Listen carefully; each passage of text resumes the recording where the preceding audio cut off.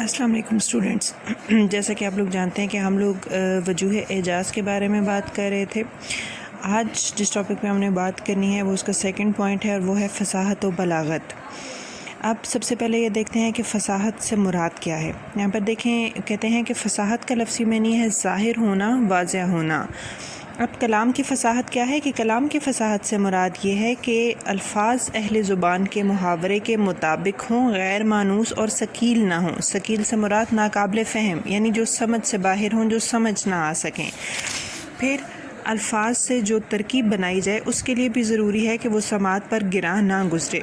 گراں نہ گزرے یعنی سماعت کو بری نہ لگے، زبان کو اس کی ادائیگی میں کوئی دشواری محسوس نہ ہو، اس میں کسی طرح کا کوئی ضعف نہ ہو۔ ضعف کا مطلب ہے کمی، نیز وہ لفظی اور معنوی پیچیدگی سے پاک ہو، یعنی وہ شستہ، سلیس اور دل کو بھانے والی ہو۔ شستہ کا مطلب ہوتا ہے صاف۔ اب بلاغت کا معنی ہے، یہاں پر بلاغت کا لفظی معنی ہے پہنچانا۔ کلام کی بلاغت سے مراد یہ ہے عمدہ اور اونچے معنی کو فصیح الفاظ و تراکیب کے ذریعے مخاطب تک اس طرح پہنچانا کہ وہ موقع و حال اور مخاطب کے لیے مناسب و موزوں ہو، نیز پرکش اور دلکش ہو، یعنی الفاظ ایسے ہوں کہ جو سمجھنے میں دشواری پیش نہ آئے، اور دوسرا وہ کلام موضوع کے مطابق ہو، اور جو ہے نا اس کو اس طرح سے مخاطب تک پہنچایا جائے کہ مخاطب کو وہ سمجھ آ جائے، مخاطب پر وہ گراں نہ گزرے۔ کسی کلام کے فصیح و بلیغ ہونے یا نہ ہونے کا فیصلہ مخاطب کا ذوق سلیم ہی کرتا ہے۔ قرآن مجید کے سب سے پہلے مخاطبین مکہ اور اس کے قرب و جوار میں رہنے والے عرب تھے، جو کلام کی فصاحت و بلاغت سے خوب واقف تھے اور خود بھی فصیح و بلیغ کلام کہتے تھے۔ وہ قرآن کریم کی فصاحت و بلاغت سے مبہوت ہو کر رہ گئے تھے، یعنی حیران ہو گئے تھے۔ 1400 برس سے کتاب اللہ کو بکثرت پڑھا جا رہا ہے، اگر یہ کلام دلکش اور دل پذیر نہ ہوتا تو لوگ اس کی اتنی تلاوت نہ کرتے۔ آج تک عربی زبان کے تمام شعراء و ادباء اور مصنفین قرآن کریم کی فصاحت و بلاغت کے اعلیٰ معیار کے معترف رہے ہیں۔ معترف ماننے والے، اعتراف کرنے والے۔ مثال کے طور پر حازم کی کتاب منہاج البلاغات سے ایک اقتباس پیش کیا جاتا ہے، یعنی یہاں پہ ایک جو پیراگراف دیا گیا ہے یہ حازم مصنف کا نام ہے اور ان کی کتاب کا نام ہے منہاج البلاغات۔ قرآن میں وجہ اعجاز یہ ہے کہ اس میں ہر طرح اور ہر مقام پر یکساں طور پر بلاغت موجود ہے، اور کہیں بھی یہ سلسلہ منقطع نہیں ہوتا، اور یہ بات کسی بشر کے بس کی نہیں ہے۔ عربوں یا ان کی زبان میں بات کہنے والوں کے کلام میں شروع سے لے کر آخر تک ہر جگہ یکساں فصاحت و بلاغت نہیں پائی جاتی، حتیٰ کہ اعلیٰ درجے کے کلام میں بھی بہت کم حصہ ایسا ہوتا ہے جو فصاحت و بلاغت کے لحاظ سے کامل ہو، یعنی مکمل ہو، ورنہ آگے جا کر جا بجا بشری کمزوریاں نمایاں ہو جاتی ہیں۔ بشری کمزوریاں یعنی انسان جتنا مرضی بہترین کلام لکھ لے لیکن اس میں انسانی یا بشری کمزوریاں رہتی ہی ہیں۔ یہ صرف اللہ تعالیٰ کا کلام تھا قرآن مجید، تو وہ ایسا ہے جس میں کوئی خامی، کوئی کمی، کوئی نقص نہیں پایا جاتا، جس سے کلام کی رونق اور اس کا حسن ختم ہو جاتا ہے۔ اس لیے پورے کلام میں فصاحت نہیں ملتی، بلکہ کسی جملہ یا چند متفرق جملوں میں ہی پائی جاتی ہے، اور باقی عبارت فصاحت و بلاغت کے درجے سے گری ہوئی نظر آتی ہے۔ پورا قرآن مجید اول تا آخر کامل فصاحت و بلاغت کی اعلیٰ مثال ہے۔ جہاں سے جی چاہے پڑھ لیجیے، ایسا محسوس ہوتا ہے کہ جیسے موتی پروئے ہوئے ہوں یا نگینے تراشے ہوئے ہیں۔ نگینے ہوتے ہیں ہیرے۔ نیکسٹ ہے جی غیب کی خبریں اور پیشن گوئیاں۔ غیب کیا ہے جی؟ غیب یعنی جس کا علم ہمارے حواس خمسہ سے حاصل نہیں ہو سکتا، یا ہم جس کو عام انسانی آنکھ سے دیکھ نہیں سکتے۔ غیب کی خبریں اور پیشن گوئیوں سے مراد یہ ہے۔ کہتے ہیں علماء کرام قرآن مجید کے اعجاز کی تیسری بڑی وجہ یہ بتاتے ہیں کہ اس میں غیب کی خبریں دی گئی ہیں اور مستقبل کے بارے میں پیشن گوئیاں کی گئی ہیں۔ پیشن گوئی کیا ہوتی ہے کہ آنے والے وقت کے بارے میں پہلے سے بتا دینا کہ آنے والے وقت میں یہ ہوگا، جو سب کی سب سچی اور صحیح ثابت ہوئی۔ قرآن حکیم میں جا بجا سابقہ انبیاء اور رسل اور ان کی قوموں کے بعض حالات و واقعات بیان کیے گئے ہیں جن سے قبل ازیں نہ آپ صلی اللہ علیہ وآلہ وسلم آگاہ تھے اور نہ ہی آپ کی قوم کو ان کا کچھ پتہ تھا۔ ارشاد باری تعالیٰ ہے، یہ حالات منجملہ غیب کی خبروں کے ہیں جو ہم آپ کی طرف بھیجتے ہیں، منجملہ سب میں سے، تمام میں سے، اور اس سے پہلے نہ ہی آپ صلی اللہ علیہ وآلہ وسلم انہیں جانتے تھے اور نہ ہی آپ کی قوم۔ اہل کتاب کے پاس تورات اور انجیل ضرور تھیں، لیکن قرآن مجید میں کئی واقعات ایسے بیان کیے گئے ہیں جو تورات و انجیل میں مختلف طریقے سے بیان ہوئے ہیں، یا سرے سے ان کا ان باتوں میں کوئی ذکر ہی نہیں ملتا۔ یہ نیکسٹ ہے جی پیشن گوئیاں. کہتے ہیں قرآن مجید میں مستقبل کے متعلق متعدد مقامات پر پیشن گوئیاں کی گئی ہیں جو حرف بحرف سچ ثابت ہوئیں. مثلا مکی سورہ روم کی آیات 2 تا 6 میں 2 پیشن گوئیاں کی گئیں. ایک یہ کہ رومیوں کو چند یعنی 3 تا 9 سالوں کے اندر فتح ہوگی.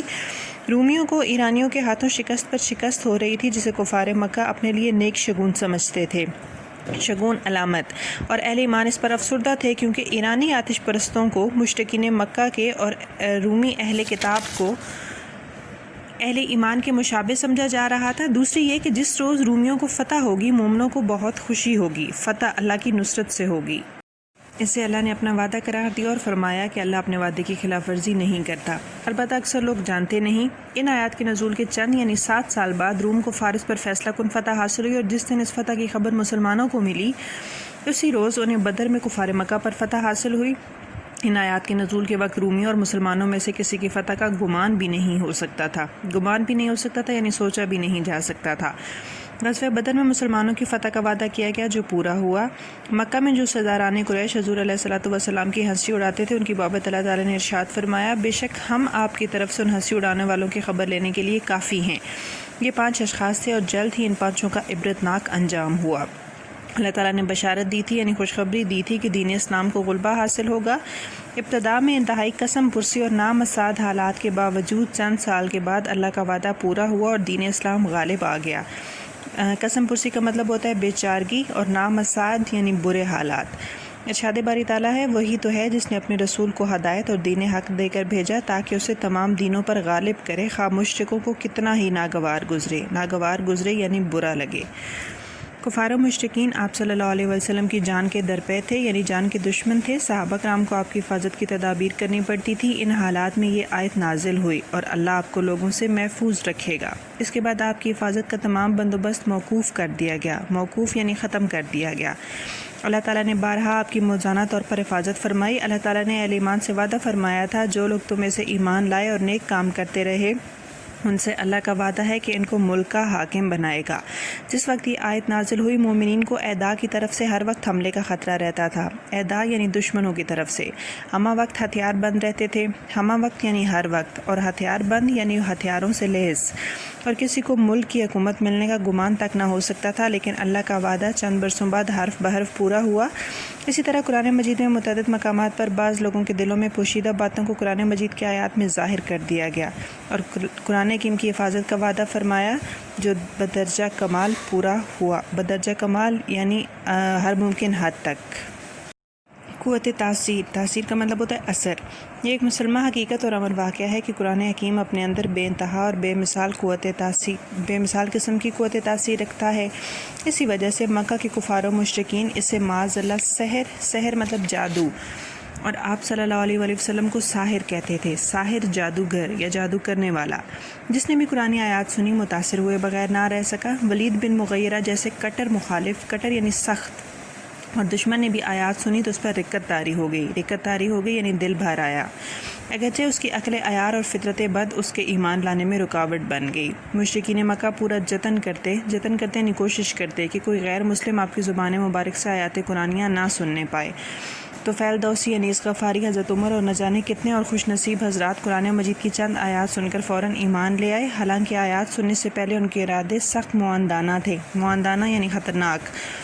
گزشتہ 1400 برس سے کروڑوں مسلمان روزانہ بڑے ذوق و شوق سے اس کی تلاوت کر رہے ہیں. اس کی تلاوت کرنے کی رغبت میں کبھی کمی واقع نہیں ہوتی. رغبت مطلب شوق.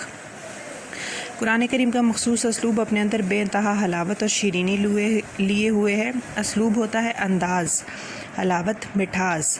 اس کی ہر آیت میں ایک خاص قسم کا صوتی حسن و جمال پایا جاتا ہے، اور اس کے الفاظ اور مخصوص تراکیب و تالیف سے شعر کی باطنی موسیقیت اور نغمگی پیدا ہوتی ہے. تالیف کا مطلب ہوتا ہے 2 چیزوں کو باہم ملانا، جس کی وجہ سے سننے والا مسحور ہو جاتا ہے. مسحور یعنی جس پر جادو کیا جائے.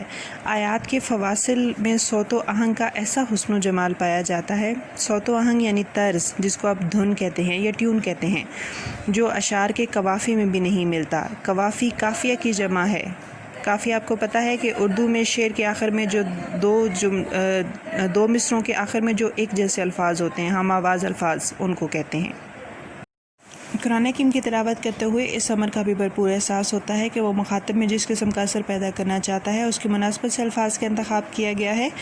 سوز و گداز اور رقت پیدا کرنے، سوز و گداز یعنی اثر یا درد، اور رقت کا مطلب ہوتا ہے دل بہرانا، رعب اور خوف تاریک کرنے، جوش و ولولہ پیدا کرنے، اطمینان دلانے اور خوف دور کرنے، عزم و یقین پیدا کرنے کی مختلف کیفیات کے لیے ان کی مناسبت سے الفاظ و تراکیب کو استعمال میں لایا گیا ہے۔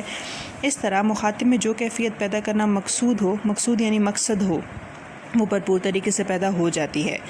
نیکسٹ ہے جی عدم تفاوت و تناقض۔ تفاوت کا مطلب ہوتا ہے فرق اور تناقض کا مطلب ہوتا ہے کمی، یعنی قرآن مجید میں کہیں ایسا نہیں کہ ایک بات کی گئی ہے اور دوسری جگہ دوسری بات کر دی گئی، یعنی ان میں کوئی فرق پایا جائے، ایسا نہیں ہے، اور نہ ہی قرآن مجید میں کسی قسم کی کوئی کمی ہے۔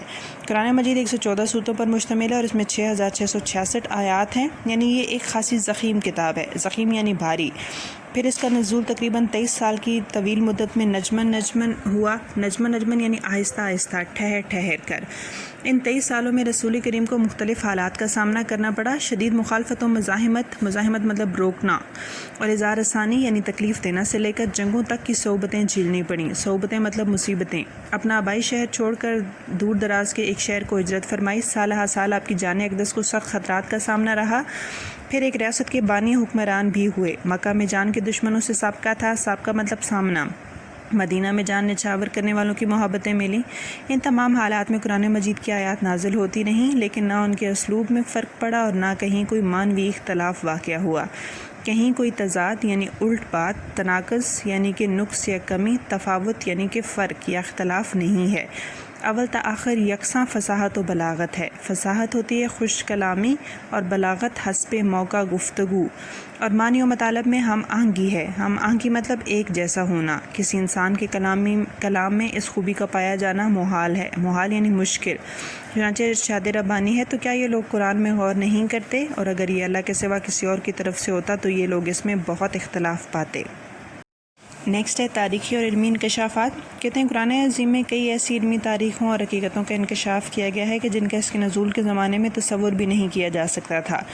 مثلا اللہ تعالیٰ نے جو خود احد ہے یعنی ایک ہے، یکتا ہے، مخلوقات جوڑا جوڑا پیدا کی، ارشاد ہے اور ہم نے ہر چیز کے جوڑے پیدا کیے تاکہ تم نصیحت پکڑو۔ قرآن حکیم کا بیان ہے کہ مخلوقات جوڑا جوڑا ہیں، نر اور مادہ کے علاوہ مقابل اشیاء مماثلت کی صورت میں ہو سکتی ہیں۔ مماثلت یعنی ایک جیسی، اور تضاد کی شکل میں بھی، تضاد یعنی فرق۔ ان مخلوقات میں بھی ازواج ہیں جن کو لوگ نہیں جانتے۔ ارشاد باری تعالیٰ ہے، وہ پاک ذات ہے جس نے تمام قسم کے جوڑے پیدا کیے، نباتات زمین کی قبیل سے، قبیل مطلب قسم، اور ان آدمیوں میں سے اور ان چیزوں میں سے جنہیں لوگ نہیں جانتے۔ جدید علماء طبیعت نے الیکٹرون، پروٹون اور نیوٹرون، پوزیٹرون کے ازواج دریافت کر کے قرآن حکیم کی بتائی ہوئی اس بات کو سمجھنے میں مزید سہولت باہم پہنچائی ہے کہ مخلوقات کو تزویج کے اصول پر پیدا کیا گیا ہے۔ تزویج یعنی جوڑا۔ قرآن مجید میں بیان کیا گیا ہے کہ فرعون ڈوبنے لگا تو اس نے اپنی جان بچانے کی خاطر اس خدا پر ایمان لانے کا اقرار کیا جس پر بنی اسرائیل ایمان لائے تھے۔ اس کے جواب میں اللہ نے فرمایا، اب ایمان لاتا ہے، حالانکہ پہلے نافرمانی کرتا رہا اور فساد مچانے والوں میں تھا۔ آج تو ہم تیری لاش کو ہی بچائیں گے تاکہ تو اپنے بعد آنے والوں کے لیے نشان عبرت بنے۔ اس آیت کے نزول کے وقت کسی کو معلوم نہ تھا کہ فرعون موسیٰ کی لاش محفوظ ہے۔ عصر حاضر میں مصر کے قدیم بادشاہوں کی کچھ لاشیں ملی تو محققین نے ایک لاش کی بابت تحقیق سے ثابت کیا ہے، محققین تحقیق کرنے والے بابت بارے میں، کہ یہ اسی فرعون کی لاش ہے جو حضرت موسیٰ کے زمانے میں غرقاب ہوا تھا، یعنی ڈوب گیا تھا۔ چنانچہ اس فرعون کی لاش آج تک قاہرہ کے عجائب گھر میں موجود ہے اور اللہ تعالیٰ کے ارشاد کے مطابق نشان عبرت بنی ہوئی ہے۔ اور وجوہ اعجاز میں آپ کا لاسٹ پوائنٹ ہے علم و حکمت کا خزانہ۔